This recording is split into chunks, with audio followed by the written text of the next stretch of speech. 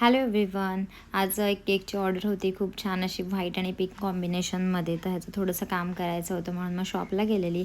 त्याच्यानंतर ना मग आम्ही गावात गेलो आणि गावात आज ना आम्ही चिकन आणि भाकरी असं बनवायचा प्लॅन होता. असं सगळं जेवण मस्त होतं.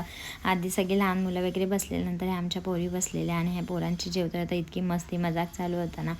सगळे एकत्र असले ना तर खरं तर खूप मजा येते, पण आम्हाला कामानिमित्त बाहेर राहावं लागतं त्याच्यामुळे. सो आता काय करणार, आणि दीदीला तिखट लागलेलं म्हणून हर्षद पाणी देत होते. त्याच्यानंतर सगळ्या जेंट्सचं जेवण झालं आणि मग आम्ही लेडीज जेवायला बसलेलो. खरं तर खूप मजा येते, सगळे एकत्र असल्यावरती छान वाटतं. गप्पा गोष्टी होतात, मजा मस्करी सगळं चालू होतं आणि जेवण वगैरे पण मस्त आजचं झालेलं. त्याच्यानंतर आज ना सगळ्यांसाठी आणलेली आईस्क्रीम.